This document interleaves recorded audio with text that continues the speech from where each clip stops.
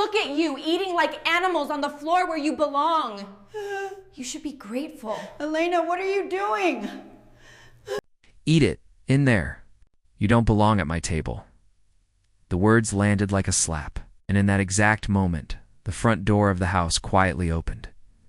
Eat it. In there. You don't belong at my table. The woman stood with her arms crossed, her shadow long and sharp against the hallway wall. In front of her, an elderly mother and a small child stood frozen, a plate shaking in thin hands. Neither spoke. Neither fought back. They had already learned that silence was safer. None of them heard the door.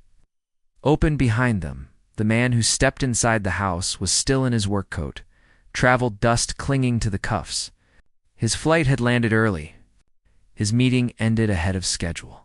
He had come home with plans to surprise his new wife with flowers and quiet laughter. Instead, he walked into something that cracked the air itself. The bathroom light flickered. The smell of cleaning liquid mixed with cold food. The child's eyes were red, not from tears. But from holding them back too long, the man did not speak.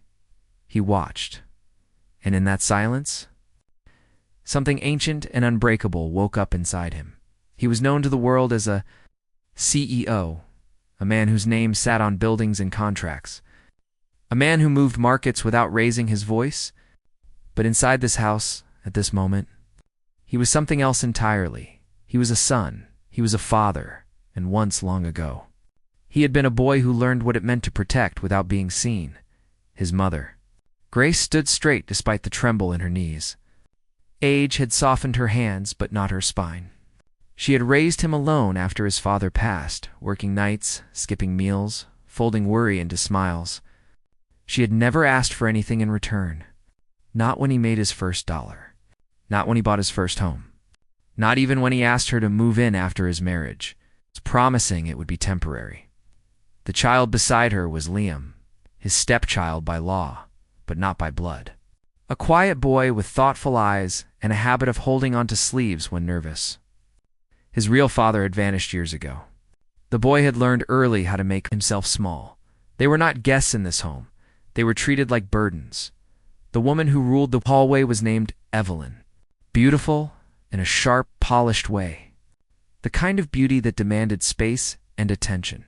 She had married power and wealth, but she wanted control more than comfort. She smiled in public. She volunteered for photos. She spoke of family values when cameras were near.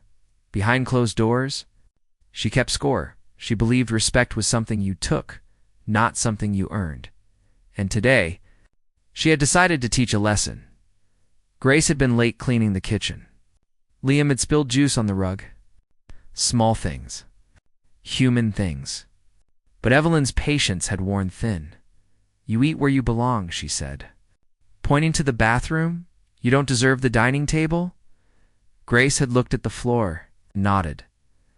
Liam had swallowed and followed. The CEO watched the scene unfold without a word.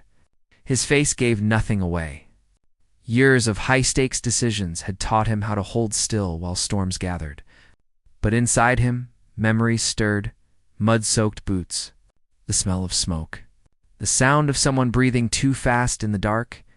He remembered being young and powerless once. Remembered watching someone he loved endure quiet cruelty. Remembered promising himself that if he ever had power, he would never waste it on fear. He took one step forward. The floor creaked. Evelyn turned. Her face changed. Shock flashed first. Then calculation. Then a practiced smile tried to return. But it was too late. He saw everything now. The plate, the bathroom door, the child standing, barefoot on cold tile, his mother holding herself together with pure will. Still, he did not raise his voice. Silence was his weapon. He had built his life on restraint, on choosing the right moment, on knowing when not to strike. This was that moment. He walked past Evelyn without touching her, past the hallway that suddenly felt too narrow. He knelt in front of Liam and gently took the plate from his hands. "You don't eat in places meant for pain," said quietly. Liam blinked. Unsure if he had permission to breathe, the man stood and turned to his mother. I'm sorry. I wasn't here sooner. Grace's eyes filled, but she did not cry. She reached for his hand the way she had when he was small. That was when Evelyn spoke again. Her voice tight, defensive, rushed. She tried to explain. Tried to soften it. Tried to turn cruelty into discipline. He listened. Then he looked at her, and the room seemed to shrink. There are moments when power does not need volume. Moments when truth speaks through stillness. This was one of them. He told her that respect is not enforced by fear, that a home is not a throne, that cruelty dressed as order is still cruelty. His words were calm, clear, final then. He did something she did not expect. He picked up his phone outside this house. He was a man surrounded by advisors, boards, and loyal employees. A man whose name opened doors. A man whose integrity was known long before his wealth. Inside this house, he had kept his private life private. Not anymore. He called a lawyer who had known him since his first company failed. He called the family. Counselor Grace trusted. He called the assistant who handled everything with quiet precision. No shouting, no threats, just action. Each call landed like a stone, placed carefully on a scale. Evelyn's confidence began to crack. She realized something then. Something too late. She had mistaken silence for weakness. Grace and Liam were taken to the living room. Warm blankets. Fresh food. A space where they were seen, where no one rushed them, where dignity returned slowly. Like circulation to a numb limb, the man stood alone with Evelyn. The truth settled between them like heavy air. This house will never be a place of fear again, he said. Not for them. Not for anyone. There was no anger in his voice. That was worse. The days that followed were quiet but decisive. Legal papers arrived. Counseling sessions were scheduled. Boundaries were drawn, firm and unmoving. Evelyn's public smile could not save her from private accountability and the world, which often never sees these stories, began to notice something shift at a company event weeks later. Grace stood beside her son, not hidden, not sidelined. Employees greeted her with respect. Liam laughed freely, no longer shrinking at sudden movements.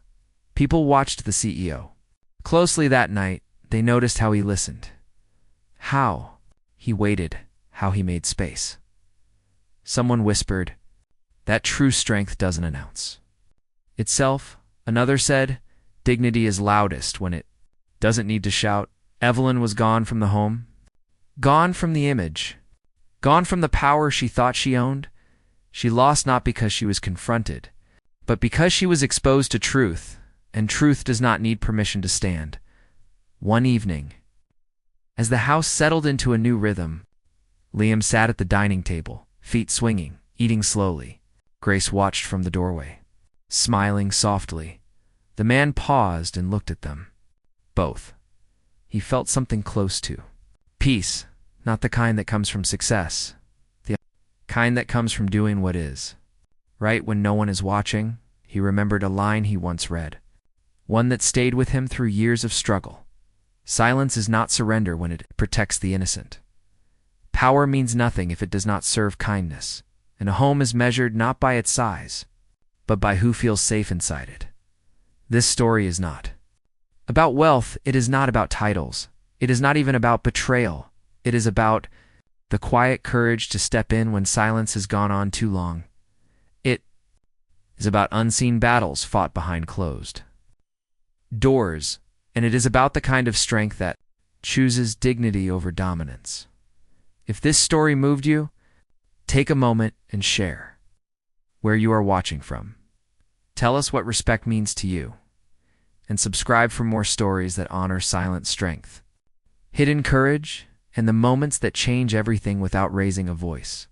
Because sometimes, the most powerful justice arrives quietly, right on time.